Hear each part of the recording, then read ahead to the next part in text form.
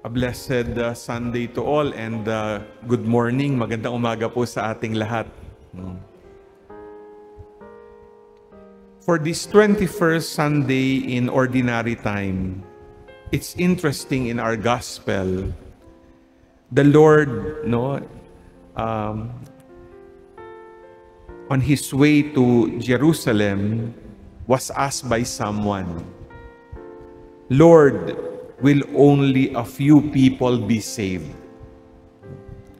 Magandang pong tanong yan. And if we read in between the lines, perhaps the question of the person is, Lord, will I be saved? Will I go to heaven? Ako ba ay mapupunta sa langit? Siguro tanong din niyo po yan, di ba? Tanong nating lahat yan. Kaninang umaga may nag-message sa akin na kaibigan, may kwento. Medyo napangiti ako. Si Saint Peter daw, tsaka si Satan, nagkaroon ng communication lines. Ibig sabihin, nag-usap. At parang lumalabas na merong mga kamag-anak o magkakamag-anak doon sa langit at doon sa impyerno na sana kung pwede daw magkita, parang dumalaw sa isa't isa. Siguro namimiss ang bawat isa. Sabi ni Peter at ni Satan, paano kaya natin maaayos ito? Napagkasunduan nila, gumawa sila ng tulay sa langit papuntang impyerno, di ba? Maganda namang idea para magkita sa gitna. Kasi syempre, yung nasa langit, di na naman papasok sa impyerno yun. Yung nasa impyerno, abay hindi naman makakapasok sa langit yun. So ang usapan, sabi, ang gagawa nung kalahati nung tulay, si Peter. Yung kalahati daw nung tulay, si Satan ang bahala. So, inayos nila yung kanila na pag-usapan. Si Satan talagang excited. Nagawa agad yung kalahati. Pero napansin niya, parang walang nangyayari dun sa kay Peter.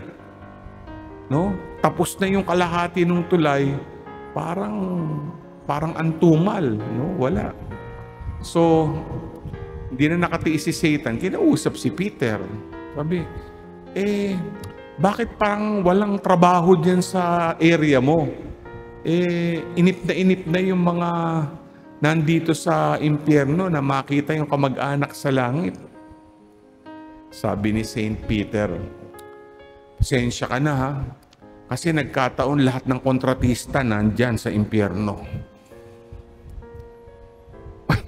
Natawa po kayo. Hindi ko alam kung yan ay tungkol sa flood project contractor, Pero nandun daw lahat. Gusto mo bang maligtas? Do you want to enter heaven? And the Lord did not respond when He was asked, Lord, will only a few be saved? Hindi niya sinagot, 10,000 lang ang masasave, o 1 million, o 20 million. Ang ganda ng sagot niya. Sabi niya, strive to enter the narrow door. Very telling. It seems when you're going en route to heaven, it will not be easy. It will be a journey, yes, but the trek will be difficult because the image given to us is the narrow door. And I think if we refer back to our first reading, this was the journey of the Israelites. The first reading is the last chapter of the book of the prophet Isaiah. And if you look at the journey of the people of Israel, not only from Egypt to the Red Sea to the Promised Land, they actually sinned against God. And what happened was, they were thrown to Babylon, in the wilderness of Babylon. And God was so merciful to them, so they were able to come home. But their journey going back home was a journey that was not easy. It was really very difficult. No? And I think even the last book was telling us not only of a hope fulfilled, but the hope of God for them to gather all the nations, no? Everyone, not only Israelites, but peoples, no, from foreign lands, no, so that they will be together. It is the image of entering the kingdom of God. So, how can we strive to enter the narrow door? Let me share to you 3 P's, 3 points to enter the narrow door. The first one, prioritize God in your life. Simply said, but it's actually difficult. Because, most of us have many priorities. In fact, a number are false priorities. Si Jesus ba ang number 1 mo sa buhay? Magandang tignan yan, kasi halimbawa, meron tayong 7 araw sa isang linggo. Siyempre, ang utos ng Diyos, galangin mo yung Lord's Day, di ba? O sige, nagsisimba ka tuwing linggo. So, si God ba pang linggo lang? Do you think of God every day? Do you work for God every day? What is your 24/7 when it comes to your life? Is it a 24/7 for God? Or perhaps only a fraction for the Lord? It's good to think about it. Because if you have many priorities and God is not the top of your list, then we fall short, of what is expected of us if we want to enter eternal life. Second, purify your life from sin. Purify your life with what is not of God. Maganda yung image, sabi nila, narrow door. Talaga bang narrow door? O we live narrow lives? I'll give you an image, na ikwento ko to kahapon nung fiesta mas sa kagabi sa Santa Rosa de Lima. May nakaengkwentro akong isang pare, hindi ko alam hindi ko nasasabihin kung saan, isang bansa, triple ang laki sa akin. Imagine, laki ko na, di ba? Imagine yung triple ang laki sa akin. I'm not kidding, So, when he was entering, the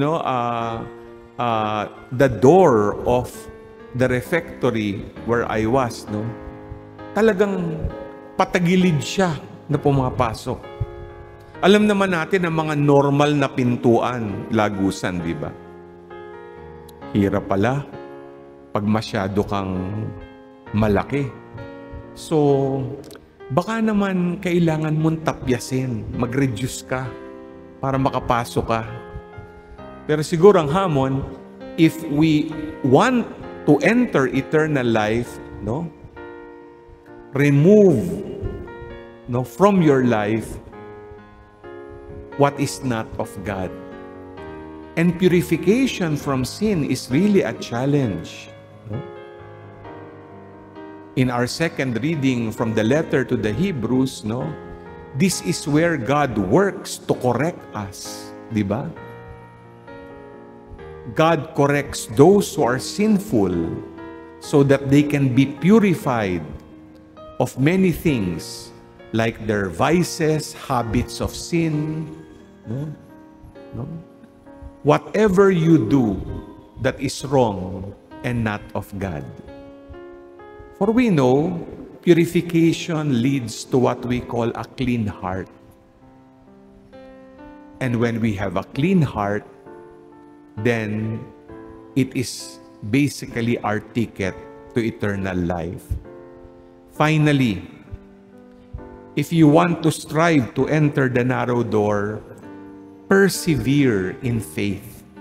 That is actually the message of our second reading. Diba? Perseverance even in difficulties, even during times when we are corrected. And you know we are corrected because, as the letter to the Hebrews tells us, God corrects, purifies those He loves. And when we persevere, no, even though it is difficult to change, that will be the movement, no, for us, no, so that we can go the path of God. Mahirap talagang magbagong buhay sa Diyos. No? At hindi naman pwedeng overnight. No? Alam naman natin yan. No? Pati yung mga matitindi, yung mga vices, yung mga dumadaan sa detoxification program ng drugs o alcohol, alam nila. It doesn't happen in 1 month. It is an ongoing formation to be configured to Christ. So it's good to ask ourselves, have you persevered enough so that you can commit to a life of God? 3 ways to strive to enter the narrow door.